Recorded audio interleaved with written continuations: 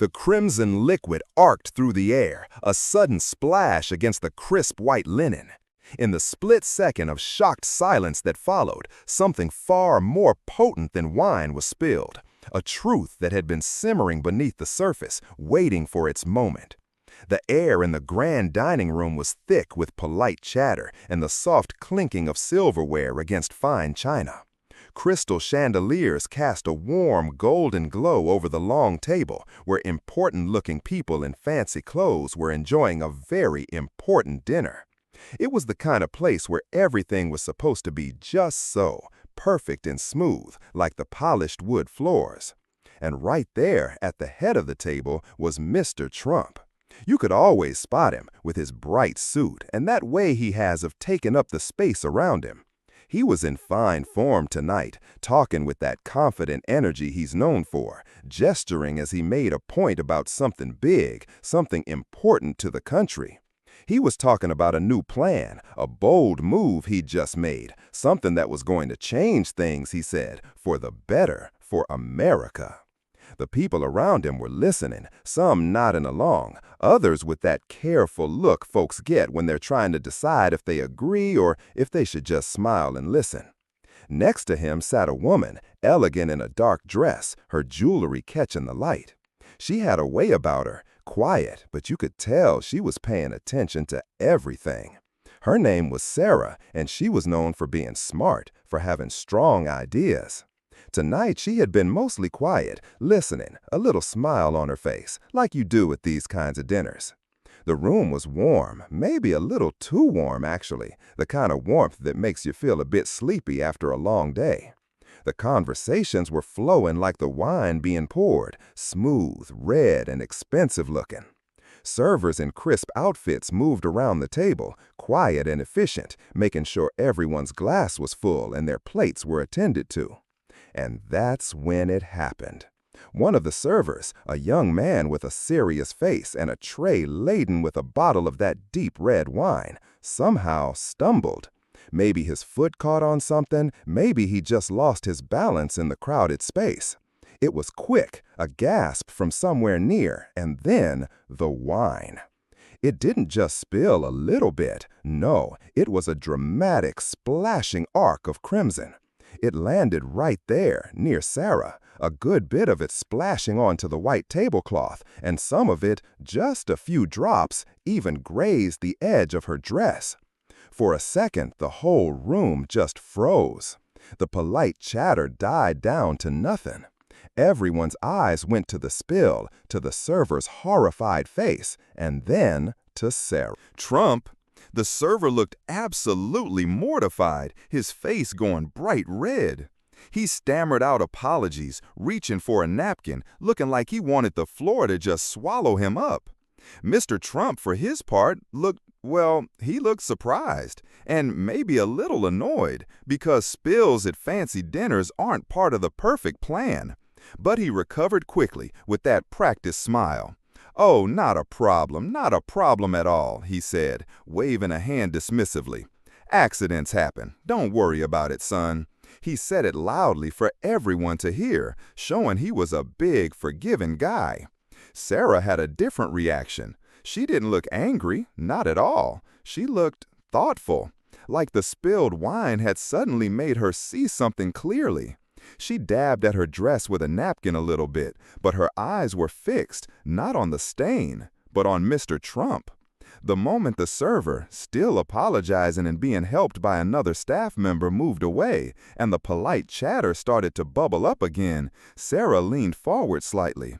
Mr. Trump was just about to pick up where he left off, mid-sentence about his new plan. But Sarah spoke first. Her voice wasn't loud, not like his, but it cut through the recovering noise of the room. It was calm, clear, and everyone near her stopped talking to listen. "Mr. President," she said, using his title formally, which was a little unusual in the casual flow of the dinner conversation. Mr. Trump paused, looking at her. He probably expected her to make a joke about the wine, or just move on. "About this plan you're discussing," Sarah continued, and her eyes, normally warm, held a serious look that people weren't used to seeing at a dinner party. The one about changing how we deal with that one big country on the other side of the world." He nodded, a little smile still on his face, ready to explain it again. "Yes, Sarah, a tremendous plan, the best plan, going to make things much fairer for us, for American businesses." "Fairer for some, perhaps," Sarah said, and the air around the table seemed to get even quieter. This wasn't part of the script, but I've been listening, and I've been thinking, and frankly, I have some serious concerns about how this plan will hurt ordinary families, the ones who just want to buy things they need without everything costing so much more. Wow, the room went silent. You could practically hear a pin drop. People stopped chewing. Eyes darted between Sarah and Mr. Trump. It was like someone had just thrown a bucket of cold water over the whole polite dinner party. Mr. Trump's smile, it didn't disappear completely, but it got thin. His eyes, which had been bright and engaging, narrowed just a little. He clearly wasn't expecting this. Not here, not now, not from Sarah. "Now, Sarah," he started, his voice still confident, but with a new, harder edge to it. "That's not accurate. This plan is going to bring jobs back, make us stronger. We have the best economists looking at this. The best." "With all due respect, Mr. President," Sarah said, and she didn't back down. Her voice remained calm but firm. She wasn't shouting, wasn't being dramatic, just stating her view clearly and directly. It was almost more powerful because it was so understated in such an over-the-top setting. "I've talked to people, small business owners, families. They are genuinely worried. They see prices going up already, and they're scared this will make it even harder for them to make ends meet. It feels like we're prioritizing something abstract over the real struggles of people right now." She wasn't just disagreeing. She was calling into question the very core of his plan, the idea that it was good for everyone. She was talking about real people, the kind he often talked about championing, but here she was saying his plan would hurt them. Mr. Trump shifted in his chair. He leaned forward, his hands flat on the table. The easygoing businessman persona was gone. He looked like he was in a negotiation now. "Sarah, you're hearing from a very small group. The vast majority of people support this. They know I'm fighting for them. This is about protecting our interests. It's vital." "Is it, though?" Sarah pressed gently, but the question was sharp. "Or is it making things harder for people who have very little margin for error?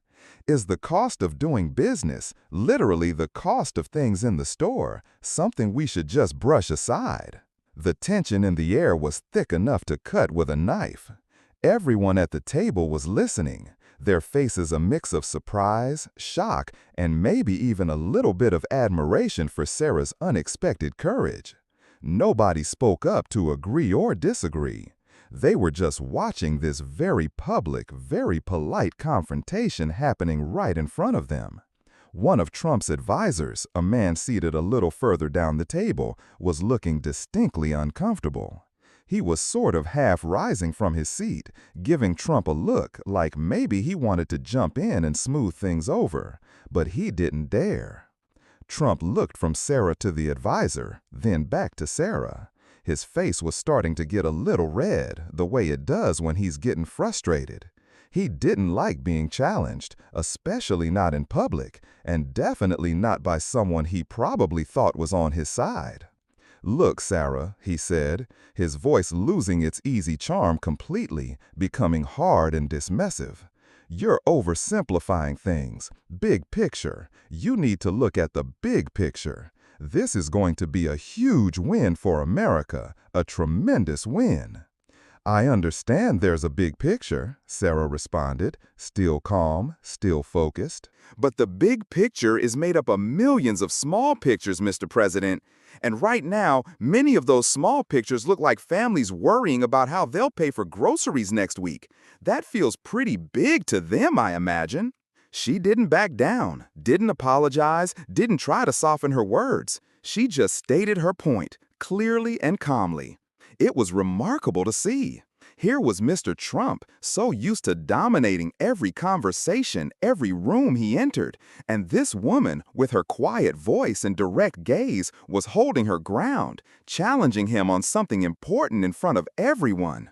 The spilled wine, now a red splotch on the pristine tablecloth, felt almost symbolic. It had disrupted the perfect surface, the smooth flow of the evening. And in that disruption, Sarah had found her moment to speak a truth that wasn't pretty or easy, but felt necessary. Mr. Trump didn't have a quick, easy answer for that last point. He seemed stuck. He looked around the table, his eyes scanning the faces of the other guests, probably looking for support, for someone to jump in and change the subject or argue with Sarah. But everyone was still just watching. He finally gave a little huff, a sound of impatience. "Well," he said, his voice a little louder now, trying to recapture the room. "We clearly have different perspectives on this, different perspectives. But believe me, this is the right path, the only path." He turned away from Sarah, turning his attention back to the person on his other side, forcing a smile, trying to restart the earlier conversation as if Sarah's challenge hadn't just happened. The polite chatter slowly started to rise again, but it was different now. It had an edge to it, a ripple of the unexpected moment that had just unfolded. Sarah, for her part, didn't say anything more about the plan. She just sat back a little, her expression still serious, watching as the conversation tried to get back on track. She hadn't backed down, but she hadn't pushed it further either. She had made her point clearly and publicly, and now she was letting it sit there, in the air, for everyone who had heard it. People started talking to each other again, but you could see them glancing at Sarah, at Trump, at the red stain on the tablecloth. Whispers started up. "Did you hear that? Wow, she actually said that. I can't believe she challenged him like that." It was a single moment in a long evening, but it felt significant. It wasn't a huge, dramatic scene like you see in the movies, no shouting or storming out. It was quieter than that, more real. Just one person in a room full of powerful people choosing to speak her mind about something she believed in, even when it meant going against the most powerful person there. The dinner continued, the servers quietly cleaning up the wine spill, trying to make the table look perfect again. But the perfection had been broken, and the conversation, even when it moved to other topics, had a different feel. Everyone knew they had just witnessed something unexpected, something that didn't fit the script. Sarah remained at the table for the rest of the dinner, quiet again, but with a different kind of quietness than before. It was the quietness of someone who had said what she needed to say. Mr. Trump mostly ignored her for the rest of the evening, focusing on the other guests, his smile back, his energy high, trying to project that everything was perfectly fine, perfectly under control. But you could tell, if you were watching closely, that the unexpected challenge had rattled him just a little bit. As the evening wound down and people began to leave, shaking hands, exchanging pleasantries, you could still see people looking at Sarah with a mix of curiosity and respect. Some came up to her quietly, nodding, maybe whispering a quick word. She just gave them a small, knowing smile. Mr. Trump was busy at the head of the table, talking and greeting people as usual. He didn't look Sarah's way. The formal dinner, designed to showcase unity and strength, had ended with an unexpected moment of public dissent, sparked by a simple accident and amplified by one woman's quiet courage.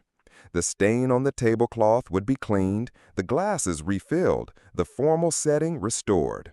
But the memory of that moment, the unexpected challenge, and Sarah's calm, clear voice speaking truth to power in that very important room would linger. Some people would leave that dinner confirming their belief in Mr. Trump's vision, seeing Sarah's challenge as misguided or even disrespectful.